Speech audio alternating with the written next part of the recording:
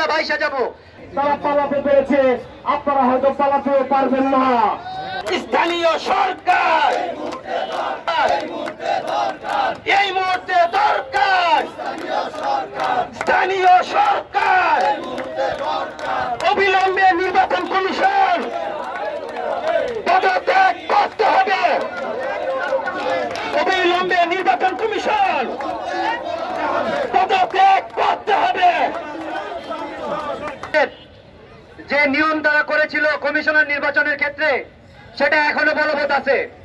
আমি বলতে চাই যে কোন নৈতিক ভিত্তির উপর দাঁড়িয়ে ওই আওয়ামী স্বৈরাচারের সাজানো নাটক আমরা এখনো আমাদের ঘাড়ে নিয়ে ঘুরছি। এই যে বর্তমানে যে নির্বাচন কমিশনার আছে, এই নির্বাচন কমিশনার কখনোই নির্দলীয় ভূমিকা পালন করতে পারে নাই। এই জন্য আমাদের দাবি, আজকে আমরা এখানে এসে যেই দাবি করছি সেই দাবি সম্পূর্ণ ভিত্তিযুক্ত। আপনারা দেখেছেন গত কিছুদিন ধরে ঢাকা মহানগরের দক্ষিণে একটা নাটক চলতেছে।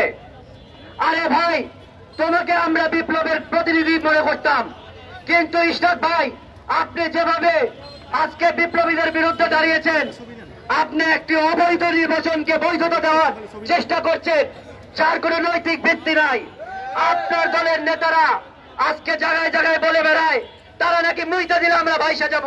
ভাই, আমরা মুতের ভাসানিতে বিপ্লব করি নাই, রক্ত দিয়ে রাজপথ বাঁচিয়ে আজকে এই জায়গায় এসে দাঁড়িয়েছি। করে আছেন, তালা দিয়ে আছেন, তাদের উদ্দেশ্যে আমরা বলতে চাই 24শে জুলাইয়ে যদি আমাদের 2000 ভাই বোনের রক্তে রঞ্জিত না হতো বাংলাদেশের রাজপথ, আপনাদের চেহারা আমরা খুঁজেও পেতাম না, আমরা দেখতে পেতাম না আপনারা কোথায় আছেন, আপনারা কি করতেছেন। দীর্ঘ 53 বছর ধরে আমাদের এই সোনার বাংলাদেশকে যে নোংরা ডাস্টবিনে পরিণত করেছেন আপনারা, আমাদের 2000 ভাইয়ের শহীদে ভাই বোনের শহীদের রক্তের বিনিময়ে যে সুন্দর স্বাধীন বাংলাদেশ আমরা পেয়েছি, এই বাংলাদেশটাকে প্লিজ আবার নোংরা বাংলাদেশে পরিণত করবেন না। প্রিয় উপস্থিতি, আমরা দেখেছি শুধুমাত্র জনগণের ম্যান্ডেট বুঝতে না পারার কারণে পৃথিবীর সর্ববৃহত্তম ক্ষমতাধর নমরুদ গোষ্ঠী, ফ্যাসিস্ট গোষ্ঠী আওয়ামী লীগ এই দেশ ছেড়ে পালাতে বাধ্য হয়েছে। যারা নগর ভবন দখল করে বসে আছেন তাদের উদ্দেশ্যে বলছি, সেই ফ্যাসিস্টদের ভূমিকায় অবতীর্ণ আপনারা হবেন না। যদি সেই ফ্যাসিস্টদের ভূমিকা অবতীর্ণ হন, বাংলাদেশের মানুষ পূর্বের স্মৃতি আপনাদেরকে মনে করিয়ে দিবে। তারা পালাতে পেরেছে, আপনারা হয়তো পালাতেও পারবেন না। আমরা বাংলাদেশ সংস্কারের জন্য আন্দোলনে নেমেছি। এই মুহূর্তে দেখছি নির্বাচন কমিশন সংস্কারে আমাদের প্রধান সংস্কারের অন্যতম মাধ্যম। এই মুহূর্তে স্থানীয় নির্বাচন আয়োজন করার মাধ্যমে আমরা দেখতে চাই তারা জনগণের ম্যান্ডেট বুঝে জনগণ তাদেরকে চায়।